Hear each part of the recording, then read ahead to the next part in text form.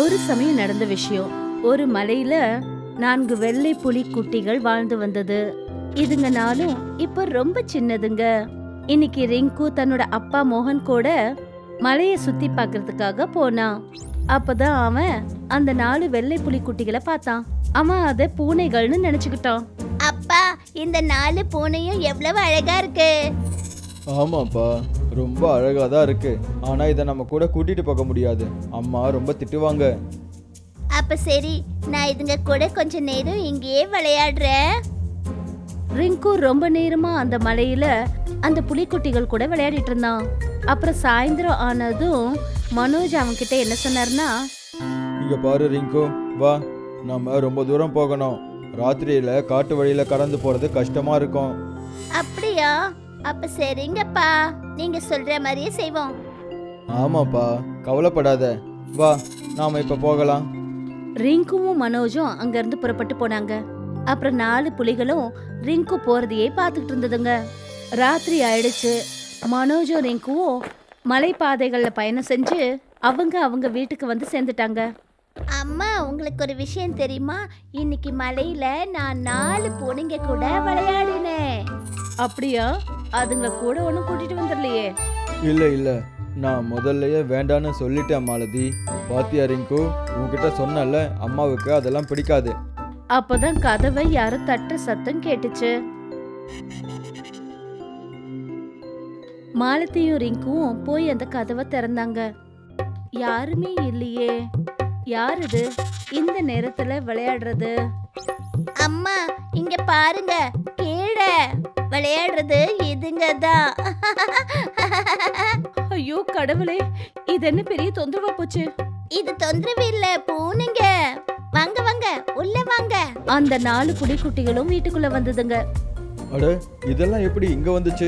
நான் பார்த்துட்டு இருக்கும்போது எங்க பின்னாடி யாருமே வரவே இல்லையே. இதுங்க நம்மள பின்தொடர்ந்து அப்படியே வந்துருச்சுங்க போல இருக்கு. அம்மா அம்மா, இதுங்கள எனக்கு ரொம்ப பிடிச்சு போச்சு. இதுங்கள நம்ம வீட்லயே நாம வச்சுக்கலாமாமா? இங்க பாரு ரிங்குமா, அவன் இதை வச்சுக்கட்டுமே. நம்ம பையன் எவ்வளோ பாசமா எவ்வளோ ஆசையா கேட்டுக்கிட்டு இருக்கான். சரிங்க, சரி சரி வச்சுக்கோங்க. ஆனா இதுங்களை பாத்துக்க வேண்டியது, குளிக்க வைக்க வேண்டியது, இதெல்லாம் நீங்க 2 பேரும் தான் செய்யணும்.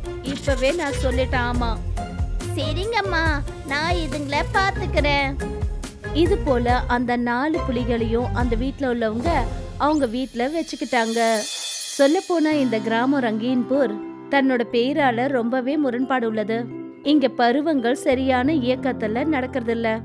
அந்த காரணத்தினால வயல்ல பயிர்களும் சரியா விளையறது இல்ல. இப்போ 1 வருஷம் கடந்துடுச்சு. இப்ப இதுங்க 4 ரொம்ப பெருசாயிடுச்சுங்க. யாரு நினைச்சா இதுங்க புலிகளா வரும்னு? வித்யுத், ஜுவாலா, பவன், தரல், நீங்க எப்பவும் என் கூட தான் இருக்கணும். நீங்க எல்லாம் இந்த கிராமத்துக்கு வந்ததுல இருந்து எல்லா பருவங்களும் சரியான நேரத்துல வருது. விவசாயமும் நல்லபடியா நடக்குது. இங்க இருந்த பிரச்சனைகள் எல்லாமே தீர்ந்து போச்சு. ஆமா, நீ சொன்ன பாரு, இந்த விஷயம் உண்மைதான். இதுங்களோட பேருகளும் இவங்களோட முக அமைப்பு கொண்டதா இருக்கு. இது நிஜமாவே ஏதோ தெய்வீக விலங்குகள் நினைக்கிறேன். இதுங்கனால நம்ம கிராமத்துக்கு அதிர்ஷ்டம் வர ரிங்கு மூலமா நமக்கு கிடைச்சிருக்குங்க. ஆமா, நீ ரொம்ப சரியா சொல்ற. ஆனா நாம இதை எங்கேயும் கூட்டிட்டு போக முடியாது. இதுதான் நம்மளோட பெரிய பிரச்சனையே. ஜனங்க இதை பார்த்து பயந்து இதுங்களை கிராமத்தை விட்டு வெளியே அனுப்பணும்னு சொல்லுவாங்க. அதனால நாம இதை கண்டிப்பா மறைச்சு வச்சே ஆகணும். மனோஜ் சொன்னதை கேட்டுட்டு 4 புலிகளும் ரிங்கு இருக்கிற பக்கம் பார்த்துச்சுங்க. இல்ல, நீங்க எங்கேயும் போக கூடாது. இவங்க என்ன வேணாலும் சொல்லட்டும், நான் உங்களை எங்கேயும் போக விட மாட்டேன். ரிங்கோட அப்பா அம்மா என்ன நினைச்சாங்கன்னா, ரிங்கு அதுங்களை எங்கேயும் வெளியே கொண்டு போறது இல்லைன்னு நினைச்சாங்க. ஆனா அவங்களுக்கு ஒரு விஷயம் தெரியாது. ஒவ்வொரு ராத்திரியும் ரிங்கு இந்த 4 தெய்வீக விலங்குகளோட சுத்துறதுக்கு போறான்னு. இன்னைக்கும் அதே போல ஒரு இரவு தான். ஆனா இன்னைக்கு பயங்கரமா மழை பெய்ய ஆரம்பிச்சுது. அச்சச்சோ, இன்னைக்கு பயங்கரமா மழை பெய்ய ஆரம்பிச்சிருச்சு. வித்யுத், வாங்க நாம வீட்டுக்கு திரும்பி போயிடலாம். வித்யுத்தும் மற்ற புலிகளும் ரிங்குவோட வீட்டுக்கு திரும்பி போக ஆரம்பிச்சதுங்க. அப்ப திடீர்னு வித்யுத் ரிங்குவை கீழே தள்ளி விட்டுடுச்சு. ரிங்கு மயக்கம் அடைஞ்சு விழுந்துட்டான். அப்பதான் ஒரு மின்னல் வித்யுத் மேல விழுந்தது. அப்ப கூட வித்யுத்துக்கு எதுவுமே ஆகல. அந்த புலி ரிங்குவை கூட்டிக்கிட்டு வேகமா வீட்டை நோக்கி போச்சுங்க. அதுங்க எல்லாம் அந்த இடத்துல இருந்து போகும்போது அப்பதான் ஒரு ஆளு அதே இடத்துல வந்து நின்னாரு. அப்படின்னா இந்த 4 புலியும் இங்கே தான் இருக்கா? ஆகாயம், நிலம், நீர், நெருப்பு இந்த 4 சக்திகளையும் கொண்ட இந்த புலிகளை தான் வருஷக்கணக்காக நான் தேடிக்கிட்டு இருக்கேன். ஆனால் இது இப்போ தான் கிடச்சிருக்கேன். நல்லது தான். இப்போ தான் இதுங்க இருக்கிற இடம் தெரிஞ்சிருச்சுல்ல. இனிமேல் இதை கைது பண்ணுறது சுலபந்தான். மறுநாள் ரிங்கு அவங்க வீட்ல ஓய்வு எடுத்துக்கிட்டு இருந்தான். அப்பதான் அவன் மெதுவா கண் விழிச்சு பார்த்தான். அம்மா அம்மா என் கண்ணு, என் செல்லம், நேத்து நீ எங்கப்பா போயிருந்த? இந்த புலிங்க மட்டும் உன்னை கூட்டிட்டு வரலன்னா நீ எங்க போனேன்னு எங்களுக்கு தெரிஞ்சிருக்காது. இங்க பாருப்பா, இனிமே எங்க கிட்ட சொல்லாம எங்கேயும் போகக்கூடாது. சரி, உனக்கு என்ன ஆச்சுன்னு சொல்லு.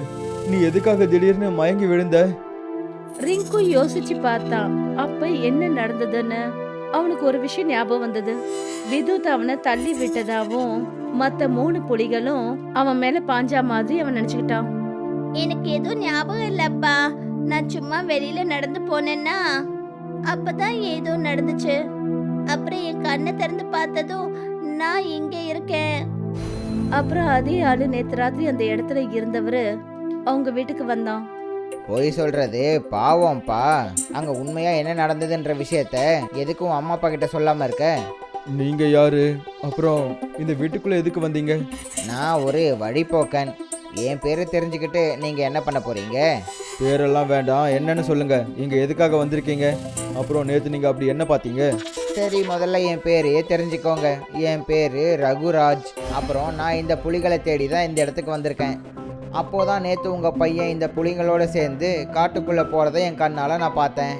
அப்போது திடீர்னு இந்த புலி அதுக்கு பக்கத்தில் இருந்த உங்கள் பையனை கீழே தள்ளி விட்டுடுச்சு. இல்லம்மா, அவனை தூக்கி வீசல, நான் கீழே விழுந்துட்டேன். உங்களுக்கு இந்த புலிகளை பத்தி என்ன தெரியும்? இந்த புலிகள் எல்லாம் ரொம்பவே நல்லது. ஆனா நீங்க எதுக்காக இங்க வந்து போய் சொல்றீங்க? நான் ஒன்றும் பொய்யெல்லாம் சொல்லலை. இதுங்க ஒன்றும் சாதாரண புலிகள் இல்லை, திவ்யமான புலிகள். இயற்கையோட 4 ஆதாரம். இந்த புலிகளால் தான் உங்கள் கிராமத்தில் இருக்கிற தரிசு நிலங்களும் இந்த கிராமத்தோட காலநிலையும் நல்லபடியாக மாறுச்சு. அப்புறம் எதுக்காக நீங்க இதுங்களை பத்தி தப்பா சொல்றீங்க? இது எங்களோட கிராமத்துக்கும் எங்களோட குழந்தைக்கும் ஒரு வரம் மாதிரி தானே. அப்போது அதுங்கெல்லாம் சின்னதாக இருந்துச்சு, இப்போ இந்த புலிகள் பெருசாயிடுச்சு. நேற்று நான் பார்த்தப்போ அந்த புலி வந்து உங்களோட பையனை அந்த இடத்த விட்டு தள்ளி விட்டுடுச்சு. அப்போ திடீர்னு ஒரு பயங்கரமான மின்னல் தாக்குச்சு. அது அந்த புலி மேலே விழுந்துச்சு. ஏன்னா அந்த புலியை தானே நீங்கள் விதுத்துன்னு சொல்கிறீங்க. அதுக்கு மின்னல் சக்தி, அதாவது ஆகாயம் சக்தி இருக்குது. இப்போ இதே மாதிரி நடந்துக்கிட்டே இருந்துச்சுன்னா அப்புறம் உங்களோட பையன் எப்படி பாதுகாப்பாக இருப்பான்? இந்த கிராமம் எப்படி பாதுகாப்பாக இருக்கும்? அப்பா, இவகிட்ட சொல்லுங்க, இந்த புலிகளை நான் என் கூட பிறந்த தம்பிங்க மாதிரி பார்க்கறேன். இதுங்களை நான் எங்கேயும் போக விட மாட்டேன். திவ்ய சக்தி இருக்கோ இல்லையோ, இதுங்க எல்லாம் ஒரு மிருகம் தானே. அதுங்களை நம்மளை விட்டு விலக்கி வைக்கிறது தான் நமக்கு நல்லது. முடியாது, இதுங்களை நான் வளர்த்தவ, அதுவும் என் குழந்தைங்க மாதிரி. நான் இதுங்களை போக விட மாட்டேன். நீங்க 2 பேரும் சொல்றது சரிதான். ஆனா நாம கிராமத்து ஜனங்களுக்கு ஆபத்து ஏற்படுத்த முடியாது. இல்லைன்னா இதுங்க எல்லாத்தையும் நாம கொண்டு போயிட்டு காட்டுக்கு நடுவுல தான் விடணும். ரிங்குக்காக நீங்க எல்லாரும் ரொம்ப தூரம் போய் ஆகணும். நான் சொல்றது உங்களுக்கு புரியுதுல்ல? விதுத், ஜுவாலா, பவன், தரல், நானும் உங்க எல்லாரையும் விலக்கி வைக்க விரும்பல. ரிங்கு உங்களை பாக்குறதுக்கு வருவான். அப்புறம் ரகுராஜும் உங்களை நல்லபடியா கவனிச்சுப்பாரு. உங்க அம்மா நான் சொல்றத நீங்க எல்லாரும் கேப்பீங்கல்ல? அதுங்க நானும் தன்னோட அம்மா மாலத்தைய பாத்துச்சுங்க. அப்புறம் மாலத்தியோட பேச்சுக்கு மரியாதை கொடுத்து ரகுராஜ் கூட அதுங்க போச்சுங்க. ரிங்கு அதுங்களை பார்த்துட்டு அழுதுகிட்டே இருந்தான். ஆனா பாவம், அவனால எதுவுமே செய்ய முடியல. 3 நாள் கடந்துடுச்சு. அப்புறம் ரிங்கு தன்னோட கையில அதுங்களோட கழுத்துக்கு 4 பட்டி வாங்கிக்கிட்டு போனான். 3 நாளா நீ அழுதுகிட்டே தான் இருந்த. ஆனா இப்ப சந்தோஷமா உனக்கு? மாட்டேன். என்னோட சகோதரர்களை பார்த்தாதான் நான் சந்தோஷப்படுவேன். அதுங்களை நீங்க எப்படி தெரியாத ஒரு ஆள் கூட அனுப்பி வைப்பீங்க?